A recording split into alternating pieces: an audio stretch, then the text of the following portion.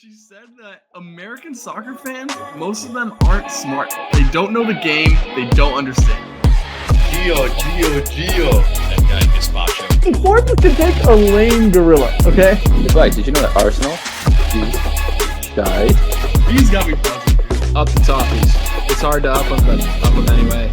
I'm even going to comment on that. Boys, that was the Premier League. What a weekend. Now we go into the international break, and we start our U.S. men's national team corner with the roster release for our friendlies up against Canada and Jesse Marsch. And I don't really know the manager of New Zealand, but New Zealand in our two friendlies here.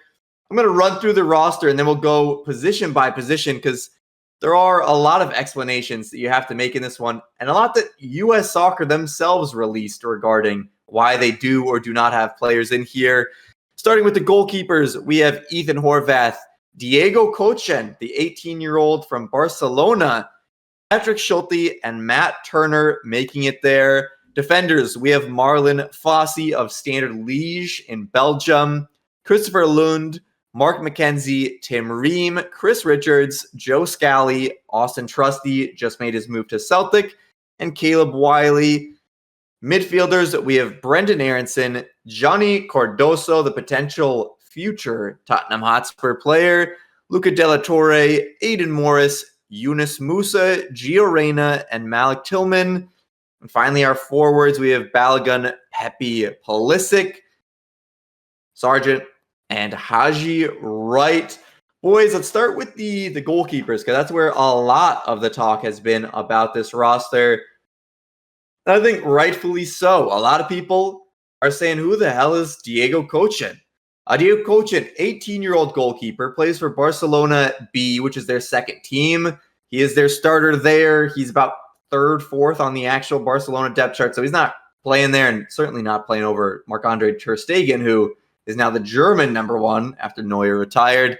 But he is described as a retracted center back, likes to play with his feet like a Barcelona man really would. He has plenty of clips of him somewhat dribbling defenders, one clipping it over a defender chasing after him. He is one for the future. And if you're asking why is he here, why is maybe Gaga Slonina not included? Gaga Slonina is at Barnsley, which is in League One, the third division, and they do not have an international break. So it would require him missing multiple games for Barnsley. And to be honest, Patrick Schulte, Ethan Horvath, Matt Turner, Diego Kochen, you see four of them because we just hired a new head of goalkeeping, Jack Robinson, coming over from the English FA, Liverpool. A lot of high-level experience there, so that's probably why you see four goalkeepers coming in, as we just hired a brand new head of goalkeeping, so he wants to get kind of a look at some of these players. Boys, is it maybe a bit early to call in an 18-year-old keeper, or do you think it's just truly because we do have that head of goalkeeping, we're just trying to get a look at him, Mike? Send it. I appreciate that. I like it. Where's the Bring in guy? some talent. Let the new goalkeeping coach see these guys hands-on. I think that's great. I think it's a good move. Makes sense to me. Yeah. Move to the defenders. You do see Marlon Fossey in there. He's relatively new here. You do not see Anthony Jedi Robinson, who you would say is probably one of the two absolute locks on this team with Pulisic. He is not here because they said he had some slight knocks he's been playing through all season. This is the second time that's happened with him, where he's stayed at Fulham on an international camp. Nick, a lot of people talked kind of about how Pochettino may be behind some bit of the roster decision. Do you think decisions like Anthony Robinson not being here maybe say that he is not involved in the roster? Because if he was, he'd probably want a look at what is one of the locked-in positions for the team. I'm not sure if I understand your question, but I don't think it's a big deal that Jedi is not in this roster. I think, listen, I don't think he had his best year for the U.S. men's national team so far. We've talked about that.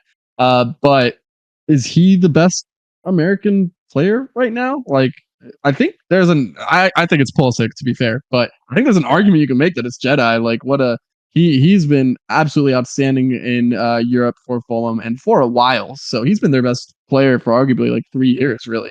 I know Paulinho was also very good, so I guess you could say him, but Jedi's been amazing. I don't care if he has bad form for the men's national team roster. There's no other name that convinces me that Jedi shouldn't be the left back that starts for us when a game matters. So I don't think it matters at all. If Poch, had a hand, then it was just, hey, let me get a look at a couple of guys who can be Jedi's backup, but it's not anything to worry about. Yeah, I mean, Jedi is by far and away the first string, and if you're looking at the list, we're gonna get a look at some of them, but it's not necessarily the most convincing names. I know Wiley just made that move to France, so high potential, but nothing really that concrete. Look at that fucking quad, moving to the bro. midfield. Huh? Very He's got Jack. Fucking quad. Tank. Holy shit. Jack guy there. That's our left back, god damn it. Going to the midfield. This is another kind of storyline driven midfield. Weston McKennie not included. Tanner Tessman, who maybe not a usual, but based off his recent trajectory, you might think he would have, but he is also not included. Both of them were explained in the U.S. men's national team release that they did not get preseasons because both of them were not part of the project until about a week and a half, 2 weeks ago. So both of them, they want to keep with the club, give them an actual way to ramp up their fitness rather than just throwing them in. Wes McKennie did get about 30 minutes in Juventus' last game coming on for Locatelli. So you could argue that maybe he's already playing 30 minutes for Juventus. Why would he not be able to come into camp?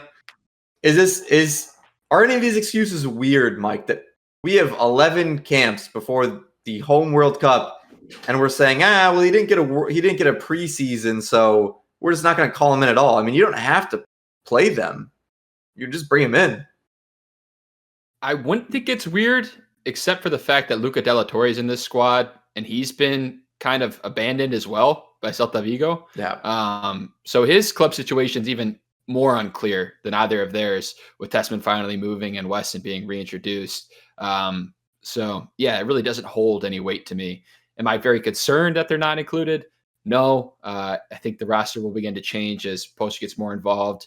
And we already know who Weston is, so not a big deal on that side. Tessman, a little bit more. Do we know who West is? Generally, we don't always get him level. at his best, but yeah. we know what he offers when he's playing at a high mark. I don't know.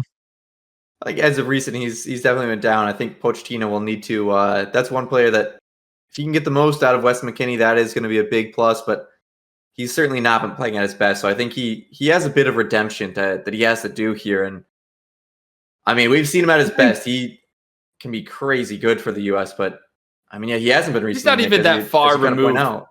From playing at a high level. He had a good season at Juventus. We can't forget that. Very bad summer, though, I will say. Yes, poor summer. He is of the established guard, the established players. I think he's the one most in danger of really being frozen out of this team. Yeah, like the Jedi, Pulisic, Adams. Yeah, but even tossing guys like Musa, Richards, Des, like all those guys, I think Weston is the most at risk. Yeah, I think it's consistency for him. He's not been that consistent player that we need him to be throughout every appearance, and certainly not throughout Copa America. So it will be a big thing, but it is somewhat like a tryout. So now everybody's going to have to be vying for the attention of Pochettino. So we'll see what he can do. We move to the forwards, and what caught my eye here is you don't really have many wingers here. You have Pulisic, and you have Haji Wright, who's been playing on that left wing kind of as a second striker, inverted winger for Coventry. And other than that, you could dip into the midfield with Gio or Malik Tillman. But other than that, you just have three other strikers. And realistically, Haji Wright's somewhat of a striker himself. So Brendo, yeah, I guess that is true. He's been playing a bit more than 10 for Leeds. But Is this too many strikers here? Do they have to start cutting one from the camp and say, hey, one of you guys needs to step up or get the mark? Or are we just bringing in essentially 4 strikers every camp here? Mike? I don't have a huge issue with it. I think you bring in your best players. Pepe's not there at the moment. Neither is Balogun, but I still think they edge out some of the other options at the wing. I think this could be indicative of formation change. Maybe we see that 3 underneath the striker, and maybe it's not with traditional wingers. Maybe it's a Gio Reyna coming off the right, floating around a bit more. That's what this roster looks like to me. Yeah, I mean, certainly with a 4-2-3-1, those are more central attacking players on the wings rather than actual wingers. So is that where you see a Gio Reyna out in that position, a Malik Tillman, obviously if Mikey Varas is doing that. But Nick, does this also point to kind of what you've been saying about the U.S. men's national team, where that winger depth is shockingly low? Obviously no Timo Weah due to injury, no Kevin Paredes due to injury, but I mean, I wouldn't even really say Kevin Paredes is that much of depth. He's not a good prospect still, but yeah, one to watch. He's still a prospect. He has not made the jump to depth piece for me like a Brendo has. Like I don't have faith in Paredes in a camp. So and what is Weah really giving you? I mean, how much is he helping? I think it's a sign of 2 very big problems for the United States men's national team attack: a lack of depth out wide with wide players, and if you don't have, I mean, if you have 4 strikers, you don't have 1 striker. Like any of these 4 guys, you can tell me start at the 9 for any of these 2 games, and I'll believe you. So, and honestly, I don't see that pattern changing. I think there's a real possibility that we roll up to 2026 with these same exact 4. I'm including Haji in that, being the guys of, okay, who's going to start a striker for this game? And that doesn't really inspire too much confidence. Yeah, I mean, certainly an interesting roster. Some new names, and these rests have allowed other people to have some opportunities. So we'll see what goes on in terms of starting lineups here. Pochettino, we'll see what happens in terms of coaching. Mikey Varas will be on the sideline. That's been completely confirmed. But Pochettino, reportedly by Fabrizio Romano, actually, that's when you know it's really getting close, because we'll have 50 updates by him as it goes. But Fabrizio Romano tweeting out that he is close. The legal terms are all but finished. People are saying that tomorrow he is set to sign the contract. Listen, if U.S. men's national team has not prepared the announcement in the month that they have had since this first came with the verbal agreement, if they have another day to prepare an announcement, what are you doing as a media team? You have had a month to get your graphics together, your wording together. You got to release that thing the second that pen gets off that paper for signing that contract. Let us know. But he could still have a good amount of influence on this camp. Said he's been kind of working behind scenes with the U.S. men's national team. They'll be facing off, though, in what could be his first game not at the sidelines, but in the stands watching the team against Canada. And Jesse Marsch, the man who a lot of people thought could have been the U.S. men's national team coach, now with Canada, drove them to a Copa America semifinal. Are they, Canada at this point, the clear-cut second in CONCACAF behind the U.S.? Have they surpassed Mexico, you think, Nick? Ooh, that's an interesting question. They might be no, higher. You can't. You can't say clear cut. You can't say clear cut. They were the clear cut best CONCACAF team at Copa. that was very clear cut.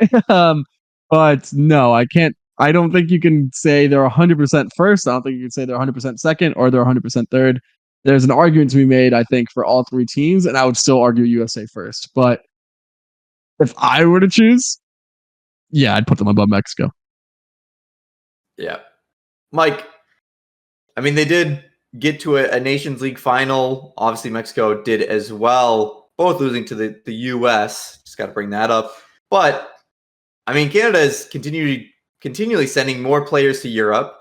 Mexico is kind of having a little bit more issues with that, with their center back, I believe, was Montez, now not even playing for Almira in Spain. And I mean, Canada's sending player after player over to Europe, with Bombito being the most recent, that center back that played so well. Is it talent-wise Canada over Mexico at least? I think so. My knowledge of Mexico's depth, like within Liga MX, not super robust, so I can't speak about those players. But the players that I'm aware of that are in Europe, especially attacking-wise, heavily favors Canada. Aside from Santi Jimenez and Raul Jimenez on Fulham, if you want to count yeah. There's nobody to mention. And Raul is not even a starter on any given day. So it's got to go to Canada. The one Mexican player I'll give a shout out to, Julian Araujo on Bournemouth. That's a good signing from them. And he's a talented dude, underrated fullback. Yeah. A good opportunity for him in the Premier League with Bournemouth. That's a good squad to be in. It's a big jump for him. Yeah. Yeah. And certainly it doesn't help with your attacking point that Irving Lozano at PSV is approaching a move to MLS. And if that at all mattered, though, he's still being blacklisted from the Mexican national team. So they blacklisted Chicharito, they blacklist Irving Lozano. They seem to be having some issues, and Santi Jimenez is barely starting as well. So there's some issues over there in Mexico. So it does make this Canada matchup with Jesse Marsch, with the talent, which the threat they're posing, quite the game here coming up on September 7th. That is this Saturday. Mike, what's your preferred lineup? Goalkeeper, or you just fuck it, throw whoever you want in there? And what are you doing with the midfield and attackers here? Because I feel like there are more questions with this roster than others, because we've lost a lot of those locked players due to rest, injury, and no preseasons, all those things. Generally, I'd like to see a rotated lineup, some new guys tried out in these friendlies. But since it is against Canada, and it's a Jesse Marsch Canada, and they just had a hell of a Copa and we had a stinker, this feels like a must-compete game. We got to come out here to win. Can't be losing against CONCACAF opponents. So we got to start our best lineup. Best lineup for me is still Matt Turner in goal. Sure, his confidence is low. No good club situation to speak of. He's still our number one until it changes, and it can't change yet. The back line, Timreen, Chris Richards, for sure. Left back's a question mark. Right back is Joe Scally. Nick, you want to take the midfield? I already disagree with your defenders, so keep going. Okay. Midfield, I'd start Johnny. I'd start Eunice, and I'd start Gio Reyna. Pulisic has to be on one of the wings. Haji Wright goes on my other. And then up top, it's got to be Balogun. All right. Nick, what changes would you make to that lineup? I'm expecting to see some sort of 4-2-3-1. So let me just say that. I really want to see Caleb Wiley at left back, since I didn't give a name. Yeah, I like that. I like that a lot. I was going to say that. I really want to see a 4-2-3-1, which means I really want to see a pivot of Johnny and Eunice, like kind of in front of the back. Sexy. I really want to see. I think they have really complementary traits. So I'm really interested in that. I don't want to see Tim Ream at all. What are we doing with Tim Ream, guys? He's past his prime, unfortunately. He's at Charlotte FC, so it's not even like, oh, he's in the Prem anymore. Bring him to camp, fine, but we have to see who's going to be Richards' partner in the 2026 World Cup, and we don't have that much time to do it. Give me Mark McKenzie. Let's see if he has something to offer. If not, then let's just shelf this Mark McKenzie pipe dream. I need to see what he has. I'm fine with Scally. I don't have too much faith in Marlon Fossey. Maybe he plays well, but I'll save that for the New Zealand game.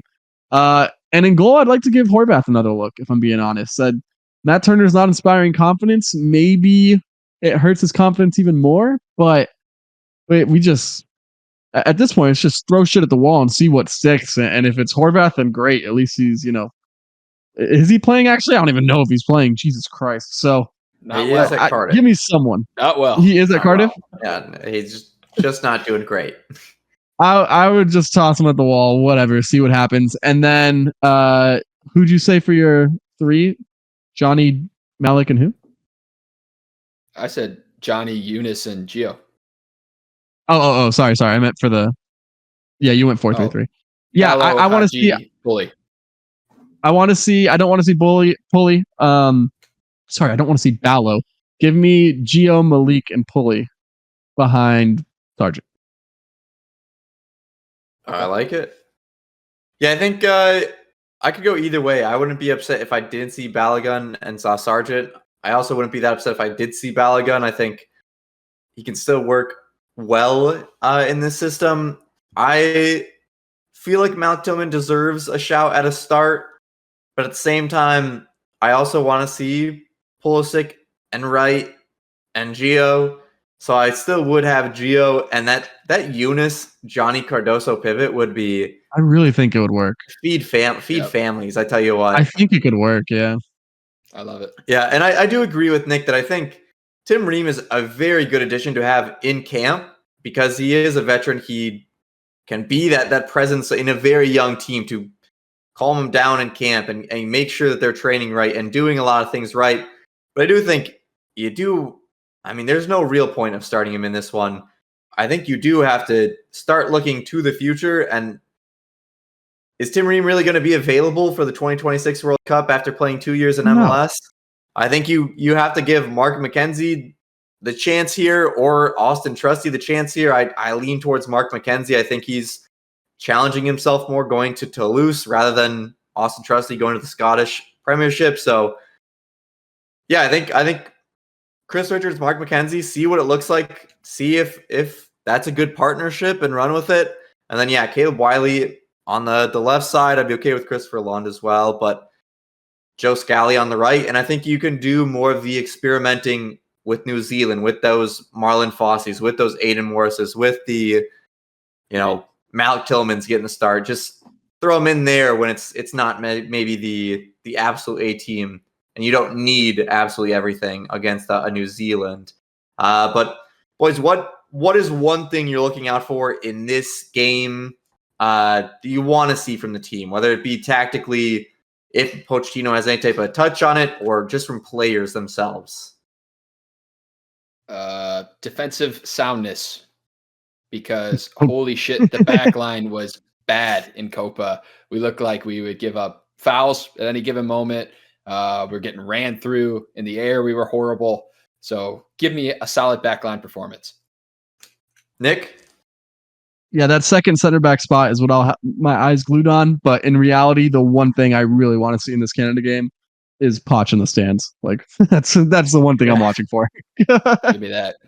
Yeah. I think, honestly, one of the things I'm looking for is either Balogun or, I guess, Pepe, but probably most likely Balogun or Sargent to score some goddamn goals and maybe lay a good claim to it. The U.S. actually look good in attack, have some actual attacking play, because I feel like Copa America, the attacking play, even against Bolivia, it was wasteful. Against Panama, kind of got shot down pretty early due to the red card, and other than a Balogun wonder strike, there wasn't that much.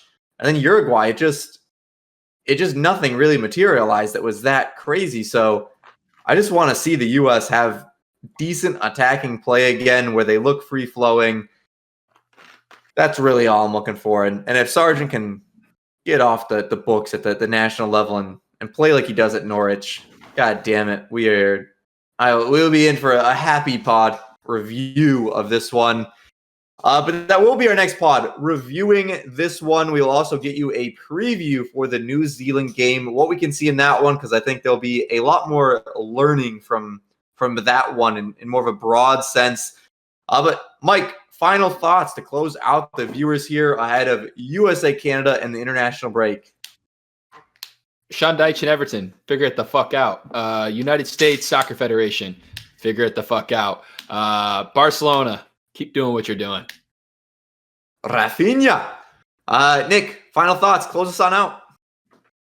Chris Kavanagh better sleep with one eye open, buddy. That's all I'm saying. Up the Gunners. God. Close it with a threat, why don't you? Until next time. Peace. I'll kick your ass.